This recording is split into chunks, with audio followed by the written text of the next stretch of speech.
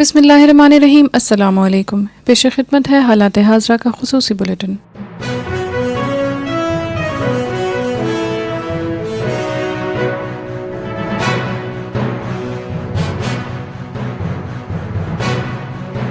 اس video میں ہم بات کریں گے جو بائیڈن کے بارے میں، جو کہ حالیہ صدارتی انتخابات میں کامیاب ہوئے ہیں۔ سطحی طور پر شاید امریکی ڈیموکریٹک امیدوار اور ان کے مد مقابل میں شاید کوئی خاص فرق نہ نظر آئے، لیکن جو بائیڈن کی سیاسی اور ذاتی زندگی پر نظر دوڑائیں تو ان میں اور صدر ٹرمپ میں فرق صاف ظاہر ہے۔ جو بائیڈن 78 سال کی عمر میں صدارتی حلف لینے والے امریکہ کے معمر ترین صدر قرار پائیں گے۔ اس الیکشن میں دونوں امیدواروں کی عمر پر کافی بحث ہوئی۔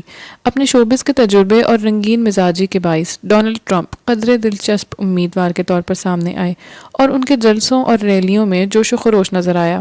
ان کی نسبت جو بائیڈن قدرے ضعیف رہنما کے طور پر دیکھے جاتے ہیں۔ وہ امریکی سیاست کے پرانے کھلاڑی ہیں اور کوئی نصف صدی سے واشنگٹن کے ایوانوں میں متحرک رہے ہیں۔ ان کی پیدائش ریاست پینسلوینیا کے شہر میں ہوئی۔ بچپن میں گھر والے ریاست ڈیلاویئر منتقل ہو گئے۔ انہوں نے 1972 میں وہاں سے امریکی سینٹ کا اپنا پہلا الیکشن جیتا اور پھر بار بار جیتتے چلے گئے۔ انہوں نے 1988 میں اور پھر 2008 میں امریکی صدارت کے لیے کوششیں کی لیکن کامیاب نہ ہو سکے۔ جو بائیڈن نے اپنی ذاتی زندگی میں بارہا صدمے دیکھے ہیں۔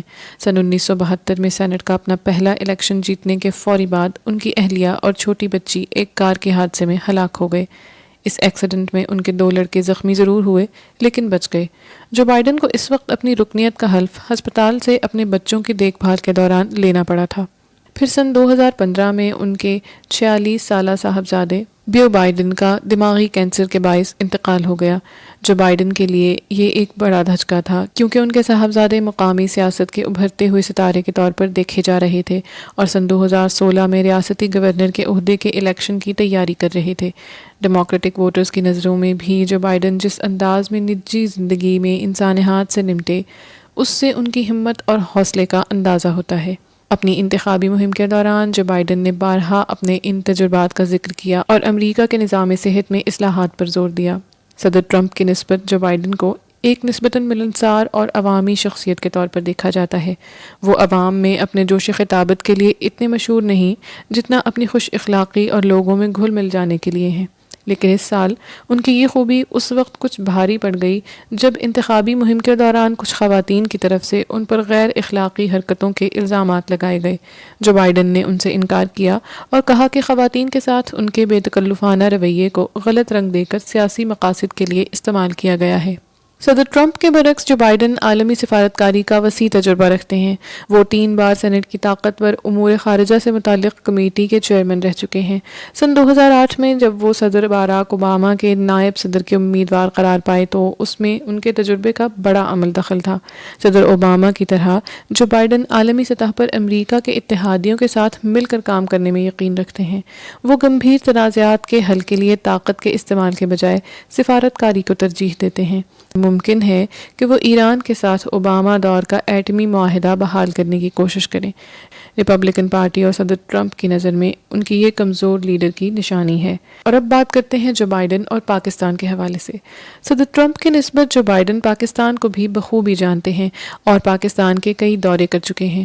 پچھلی 3 دہائیوں کے دوران ان کے پاکستان کے سیاستدانوں اور فوجی جرنیلوں کے ساتھ براہ راست رابطے رہے ہیں اور وہ سول ملٹری عدم توازن کے مسئلے سے بخوبی واقف ہیں۔ سن 2008 میں انہوں نے ریپبلکن قیادت کے ساتھ مل کر پاکستان کے لیے اربوں ڈالر کی امداد کا پیکج تیار کیا جس کا نام بائیڈن لوگر بل تھا۔ تاہم ان کے نائب صدر منتخب ہونے کے بعد اس بل کا نام وزیر خارجہ جان کیری کے نام سے منسوب ہوا اور سن 2009 میں صدر اوباما نے کیری لوگر بل کی منظوری دی۔ جو بائیڈن سمیت امریکی قیادت کی خواہش تھی کہ اس امداد کے ذریعے پاکستان کو جمہوریت کے تسلسل، آزاد عدلیہ اور دہشت گرد تنظیموں کے خلاف ایکشن کی ترغیب دی جائے گی، لیکن پاکستان میں بعض حلقوں کے شدید اعتراضات کے بعد یہ امدادی پیکج متنازع بن گیا۔ وزیر اعظم یوسف رضا گیلانی کے دور میں بطور امریکی نائب صدر ان کے اسلام آباد کے دورے میں ان سے بارہا پوچھا گیا کہ اگر امریکہ پاکستان کا اتحادی ہے تو آئے دن قبائلی علاقوں میں ڈرون حملے کر کے اس کی خود مختاری کیوں پامال کرتا ہے؟ اس موقع پر انہوں نے جواب دیا کہ وہ اپنے 30 سالہ تجربے کی بنیاد پر اچھی طرح جانتے ہیں کہ پاکستانی فوج کا ملکی دفاع میں زبردست کردار تیار ہے، تاہم انہوں نے کہا کہ اگر پاکستان کی خود مختاری کوئی پامال کرتا ہے تو وہ یہاں بیٹھے انتہا پسند ہیں جو اس ملک کا نام خراب کرتے ہیں۔ انہوں نے کہا کہ ہمارا مقصد آپ کی قیادت اور آپ کے وزیر اعظم کے ساتھ مل کر آپ کی خود مختاری بحال کرنا ہے جسے انتہا پسند پامال کر رہے ہیں۔ امریکہ میں صدارتی مدت 4 سال ہے اور کوئی بھی صرف 2 مدت کے لیے ہی سربراہ مملکت کے منصب پر فائز رہ سکتا ہے۔ امریکی صدر ملک اور حکومت کا سربراہ ہوتا ہے۔ وفاقی انتظامیہ اور اس کے ماتحت لگ بھگ 40 لاکھ ملازمین ہوتے ہیں جن میں فوجی اہلکار بھی شامل ہیں۔ کانگریس کی جانب سے منظور کردہ قوانین کے نفاذ صدر کی ذمہ داری ہے۔ اعلیٰ سفارتکار کی حیثیت سے صدر سفیروں کا استقبال کرتا ہے اور ریاستوں کو تسلیم کرتا ہے۔ حالات حاضرہ کا یہ پروگرام کرنٹ افیئرز ڈائجسٹ کی ادارتی ٹیم نے تیار کیا ہے۔ آپ اپنی قیمتی آراء سے ہمیں ہمارے سوشل میڈیا لنکس کے ذریعے آگاہ کر سکتے ہیں۔ ہماری کانٹیکٹ ڈیٹیلز ڈسکرپشن باکس میں موجود ہیں۔